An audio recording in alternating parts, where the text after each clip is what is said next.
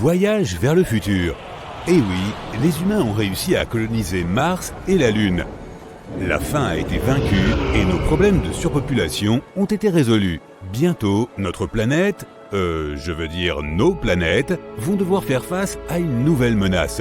La Lune aussi. Les chercheurs ont découvert que dans 150 ans, le Soleil allait exploser et détruire tout notre système solaire. Zut alors! On a assez de temps pour construire une flotte d'énormes vaisseaux spatiaux et évacuer tout le monde. Mais les sauts dans l'hyperespace, ça, on ne sait pas faire. Ça fait longtemps qu'on n'a plus cherché de potentielles planètes vivables et la plus proche se trouve à plusieurs millions d'années de voyage. Pas le choix. Toute l'humanité est embarquée sur d'immenses vaisseaux et l'interminable voyage commence. Plusieurs dizaines d'années passent. On quitte le système solaire et on assiste à l'explosion du Soleil. Il n'y a plus de lumière, juste quelques petites étoiles au loin. Du noir à l'infini tout autour. Tous les vaisseaux sont en pilote automatique et rien ne peut dévier leur trajectoire. Même si tout le monde à bord disparaît, le vaisseau arriverait quand même à destination. D'un côté, c'est positif parce que les humains pourront survivre pendant encore des millions d'années. De l'autre, après tout ce temps passé dans l'espace, ils seront totalement différents. Les passagers des vaisseaux qui arriveront sur la nouvelle planète seront devenus des biomasses palpitantes informes placées dans des exosquelettes en métal. Voilà pourquoi. Dans l'espace, les os et les muscles deviennent plus fragiles. Il n'y a pas de gravité et donc aucune pression n'est exercée sur le corps, ce qui l'empêche de fonctionner correctement. Les astronautes de l'ISS font d'ailleurs énormément d'exercices pour ne pas perdre leurs muscles. Revenons à notre histoire. Il y a des salles de sport et des machines qui simulent la gravité sur chaque vaisseau. Pour faire des économies d'énergie, elles ne sont mises en marche que quelques heures par jour. Malheureusement, faire du sport n'est pas suffisant. Au bout de 100 ans, les os deviennent si friables que n'importe quel mouvement, même peu intense, peut provoquer des blessures. Encore 100 ans, et on ne peut plus tenir debout. Mais ce n'est pas seulement à cause des os fragiles. Après toutes ces années en apesanteur, le corps humain a déjà beaucoup changé. Un des gros problèmes, c'est que les passagers perdent le sens de l'équilibre. Quand ils essaient de se lever, ils tombent. Les capitaines des vaisseaux ont démantelé les machines à gravité, elles ne marchaient pas de toute façon. Petit à petit, tout le matériel de sport a été récupéré et transformé en pièces de rechange pour le vaisseau. Le manque de gravité n'a pas seulement affaibli les passagers, il les a aussi rendus plus grands. La colonne vertébrale a besoin de gravité pour rester stable. Sans gravité, les disques vertébraux se sont écartés. Les humains commencent à ressembler à des jouets gonflables. On distribue à tous les passagers des bras et des jambes mécaniques. On les enfile et c'est parti. Bidouiller le moteur, nettoyer les chambres, évacuer les ordures dans l'espace, soulever un objet, tout ça est impossible sans les bras et les jambes mécaniques. Plus le temps passe, plus les passagers deviennent impuissants. Par chance, les combinaisons mécaniques deviennent de plus en plus performantes. Depuis l'explosion du Soleil, la vue des humains a pris un sacré coup. Dans les vaisseaux, une lumière artificielle qui répand de la vitamine D remplace la lumière du Soleil. Le manque général de lumière fait dilater les pupilles des passagers. Au bout de quelques centaines d'années, leur vue commence vraiment à baisser. Mais ce problème est résolu grâce à la technologie. Des lentilles artificielles qui accentuent la lumière les empêchent de devenir complètement aveugles. Les vaisseaux sont désinfectés chaque jour pour empêcher la multiplication de bactéries et de microbes. Ça signifie aussi que le système immunitaire de l'être humain n'a plus aucune maladie à contrer. Très vite, il ne sera plus capable de se protéger et un simple rhume pourrait lui être fatal. Pour l'instant, aucun germe détecté à bord. Mais que va-t-il se passer en chemin ? Sur le vaisseau, il y a des millions de plantes qui poussent dans des serres spéciales grâce à de l'eau et de la lumière ultraviolette. Les plantes produisent de l'oxygène qui est distribué dans tout le vaisseau. Bien évidemment, ce n'est pas assez pour des millions de personnes, mais ça reste un petit souvenir.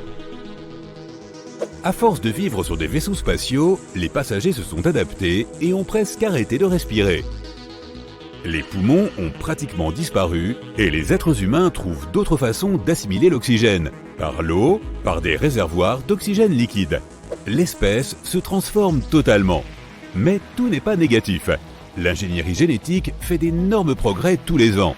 De vraies combinaisons de survie sont créées. Elles donnent de la force et de la vitesse, permettent de bouger, de voir, d'entendre et même de parler. Les voix des passagers sont devenues si faibles qu'ils ne peuvent plus que chuchoter. Heureusement, dans les combinaisons, il y a un micro et des amplis. La nourriture est finie.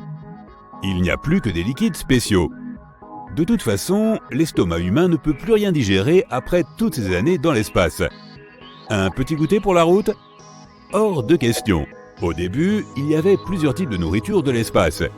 Mais au fur et à mesure, les passagers ont oublié le goût des choses. Ils ont arrêté d'aromatiser les liquides et les papilles gustatives ont cessé de fonctionner. Ils ont perdu le sens du goût. Pour certains, cette vie est insupportable. Mais ils ont toujours le choix. Ils peuvent s'enfermer dans une capsule de cryogénisation pendant des millions d'années. Il suffit de se faire décongeler à l'arrivée. Mais c'est très risqué de rester congelé aussi longtemps. Il est possible qu'un météore heurte le vaisseau, ou pire. Les passagers tentent une autre approche. Ils téléchargent leur conscience sur un ordinateur. C'est plus sûr et ça demande moins d'énergie. Comme ça, quand on se réveille, il suffit de déplacer les données de sa conscience dans une nouvelle combinaison humaine modifiée. Certaines personnes décident de rester éveillées et de mener une vie normale. Des milliers d'années passent, puis des millions. Les humains sont vraiment différents maintenant. Tous leurs membres sont artificiels et leur exosquelette est contrôlé par la pensée. Avec le temps, les bras, le cou, les jambes et les colonnes vertébrales sont devenus de plus en plus petits. Les os s'effritent et finissent par se dissoudre. Les yeux, les nez et les bouches disparaissent. Le cerveau n'est plus protégé par le crâne, il est juste entouré de peau. Il ne reste plus que la pensée. Les humains sont désormais de puissants robots ultra performants, commandés par un petit sac palpitant rempli de cervelle. Ça fait plusieurs millions d'années que les humains ont quitté la Terre. Tous les passagers ont oublié que leur espèce est née sur une planète où il y avait de la gravité. L'histoire de la vie sur Terre est devenue un mythe, une légende. La plupart des humains à bord pensent que les vaisseaux sont leur seul lieu de vie possible et qu'ils n'ont jamais vécu autre part. C'est pour ça que lorsque les humains arrivent enfin à destination, personne n'a vraiment envie de débarquer ni d'explorer. La vie sur une nouvelle planète inconnue, pas très pratique avec ses costumes de l'espace. La gravité, l'air, les bactéries, les germes, ça va prendre plusieurs milliards d'années pour que l'humanité évolue et s'habitue à ces nouvelles conditions. Heureusement, il y a la technologie. À ce stade, tous les humains sont téléchargés dans de nouvelles combinaisons robots. Les passagers peuvent choisir, ils peuvent débarquer et faire de cette planète leur nouvelle maison, ou rester là et vivre à bord du vaisseau. Ceux qui choisissent de ne pas débarquer partent explorer les méandres de l'espace, à la recherche de nouveaux mondes. Les autres doivent s'adapter aux nouvelles conditions de vie. C'est très différent de la vie sur Terre. Il y a une différente densité de l'air, des conditions météo différentes et de nouveaux éléments chimiques étranges. Ça va prendre des millions d'années pour que ces robots-cerveaux se retransforment. Un jour, les descendants de ces humains voudront connaître leurs origines. Ils construiront un vaisseau qui leur permettra de voyager dans l'espace-temps. Leur recherche les conduira à la Terre de maintenant.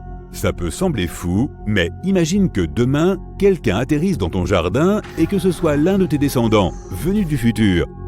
Les passagers qui seront restés à bord des vaisseaux trouveront peut-être de nouvelles planètes sur lesquelles ils décideront de vivre. Leurs corps aussi s'adapteront et se transformeront. Dans des millions d'années donc, l'univers sera habité par d'étonnantes créatures qui auront toutes une chose en commun. À l'origine, toutes étaient des humains. À l'origine.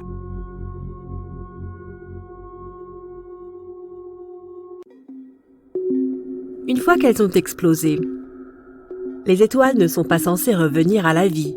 Mais certaines étoiles ont en quelque sorte survécu à la grande explosion des supernovas. Ces étoiles zombies sont plutôt rares. Les scientifiques en ont trouvé une très grosse appelée LP40 365. C'est une naine blanche partiellement consumée, Une naine blanche est une étoile qui a brûlé tout son hydrogène, lequel était auparavant son combustible nucléaire. Dans ce cas, l'explosion finale n'était peut-être pas assez puissante pour détruire l'étoile, ce qui explique qu'une partie de la matière ait survécu. Une autre de ces étoiles zombies est une ancienne naine blanche ou un résidu d'explosion qui a englouti tellement de matière d'une autre étoile qu'étonnamment, elle a explosé de nouveau.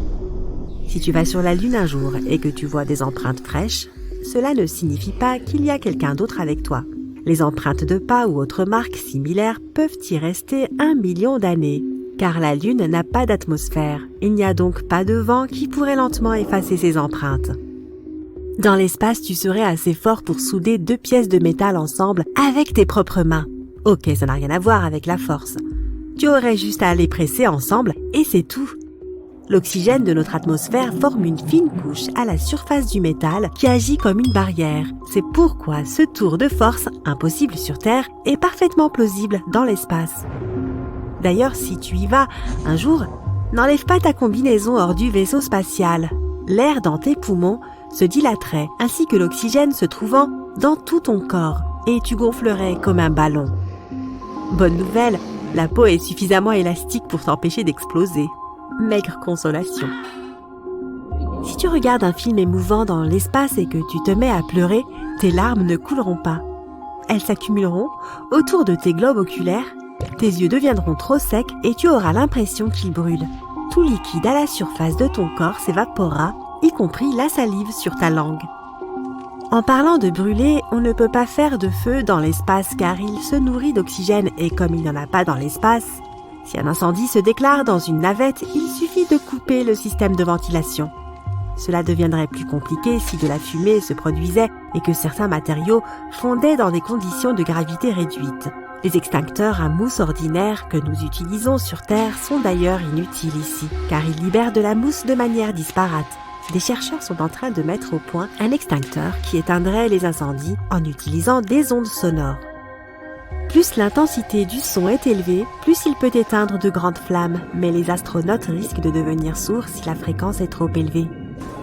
Un trou noir n'est pas un monstre affamé qui se balade et à la gravité duquel rien ne peut échapper. Lorsqu'une chose s'approche du point de non-retour, que nous appelons aussi l'horizon des événements, elle disparaît sans jamais revenir en arrière. Mais selon la physique quantique, rien ne peut véritablement être réduit à néant. Il s'agit donc d'un paradoxe. C'est Stephen Hawking qui a pensé que les trous noirs n'avaient pas vraiment d'horizon des événements. Peut-être ont-ils des horizons apparents qui emprisonnent les choses pendant un certain temps et que l'énergie piégée finit par s'échapper sous une forme différente. Lorsqu'un objet entre dans un trou noir, il change de forme et s'étire comme un spaghetti. Cela se produit parce que la forme gravitationnelle tente d'étirer un objet dans une direction tout en le comprimant dans une autre. Autre paradoxe. D'ailleurs, un trou noir aussi gros qu'un atome a la masse d'une énorme montagne. Il y en a un au centre de la Voie lactée qui s'appelle Sagittarius A. Il a une masse équivalente à 1 milliard de soleils, mais heureusement, il est très loin de nous. Plus de 23 000 débris spatiaux plus gros qu'une balle de baseball flottent au-dessus de notre planète en se déplaçant à plus de 28 000 km/h. Et il y en a environ 500 000 qui ont la taille d'une bille. Les déchets spatiaux sont généralement des débris composés de particules naturelles appelées météoroïdes et de particules artificielles, comme celles que nous fabriquons sur Terre. Les météoroïdes tournent en orbite autour du Soleil, alors que la majorité des débris d'origine humaine sont en orbite autour de la Terre. Nous avons lancé environ 9000 engins spatiaux de par le monde, satellites ou fusées. Même les plus petits morceaux peuvent endommager un engin spatial avec des vitesses aussi élevées. Galaxies, planètes, comètes, astéroïdes, étoiles. Les corps célestes sont des choses que nous pouvons réellement voir dans l'espace, mais ils représentent moins de 5% de l'univers total. La matière noire, l'un des plus grands mystères de l'espace, est le nom que nous utilisons pour désigner toute la masse de l'univers qui nous est encore invisible. Elle pourrait constituer 25% de l'univers. L'énergie noire constitue le reste des 70% de l'univers. Les scientifiques ne savent pas grand-chose à son sujet. Mais il pense que l'énergie noire pourrait être à l'origine de l'expansion croissante de l'univers, tandis que la matière noire la ralentit. La matière noire n'interagit ni avec nous ni avec elle-même. Si c'était le cas, nous trouverions des galaxies de matière noire, des planètes de matière noire ou d'autres objets de ce type. Les astronomes ont trouvé par hasard le plus grand trou que nous ayons jamais vu dans l'univers. Il s'agit du vide géant qui s'étend sur 1 milliard d'années-lumière. L'un des membres de l'équipe s'ennuyait et a voulu voir comment les choses se passaient dans la direction du point froid. Il s'agit d'une anomalie dans la carte du fond diffus cosmologique ou FDC. C'est une faible lueur qui tombe sur notre planète depuis différentes directions et qui remplit l'univers. Elle traverse l'espace depuis près de 14 milliards d'années, comme la rémanence qui s'est produite après le Big Bang. Mais au lieu du FDC, ils ont réalisé qu'il y avait une zone immense, beaucoup plus froide que ce à quoi ils s'attendaient. L'équipe a tenté de chercher des signaux radio, mais en vain. Cela signifie qu'il n'y a ni galaxie, ni amas cosmique, et à cause de ce froid, il n'y a pas non plus de matière noire ni de matière tout court. Donc le vide géant est juste vide, et les chercheurs pensent qu'il pourrait être constitué d'énergie noire. La lumière peut tout de même le traverser, et ce n'est pas la seule zone vide de l'espace, mais c'est la plus grande connue. La zone autour d'une étoile est habitable lorsqu'elle n'est ni trop froide ni trop chaude pour trouver de l'eau liquide sur les planètes environnantes.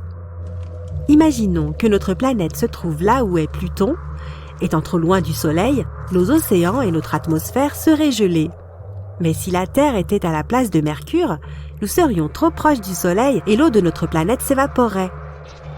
Une telle zone habitable est appelée la zone boucle d'or. C'est là où se trouvent les planètes potentiellement capables d'héberger la vie à leur surface. Mais Europe, une des lunes de Jupiter, brise cette règle. Elle est en dehors de la zone habitable, mais elle est quand même suffisamment chaude. Pas directement grâce au Soleil, mais grâce à Jupiter et ses lunes qui pompent leur énergie en direction d'Europe. Cette dernière change de forme quand elle tourne autour de Jupiter, un peu comme les marées qui montent et descendent sur notre planète. L'eau sur Terre change de forme en réponse à la force de marée lunaire. Quand cela se produit avec un objet solide, cela crée une tension chez ce dernier, pompant ainsi de l'énergie vers lui. C'est comme jouer au tennis. À chaque fois que tu frappes la balle, elle se déforme et s'échauffe. La surface d'Europe est gelée, mais il y a des fissures dans la glace. On peut voir des crêtes dans cette glace, là où il y a des fissures. Ensuite, ces morceaux de glace se déplacent et gèlent de nouveau. Tu verrais une chose similaire si tu pouvais survoler l'océan Arctique en hiver. D'immenses couches de glace se brisent et regèlent constamment. Donc, Europe ne peut pas être complètement gelée. Les scientifiques pensent qu'il pourrait y avoir un océan d'eau liquide sous sa surface glacée. Europe n'est d'ailleurs pas la seule lune concernée.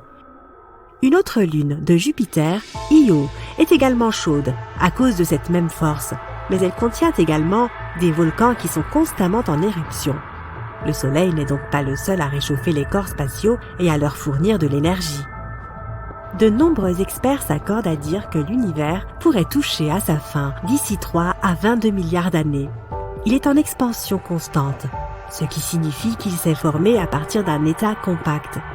S'il a un début, il aura probablement aussi une fin. Une théorie populaire affirme que son expansion va ralentir et que la gravité reprendra le dessus et le fera rétrécir, menant tout au chaos le plus complet. Galaxies, étoiles, planètes et corps célestes entreront en collision et se détruiront les uns les autres. C'est comme un Big Bang inversé, sauf que cette fois, tout sera comprimé. Eh bien, sur cette note joyeuse, je vous souhaite à tous de voir la vie du côté le plus sympa.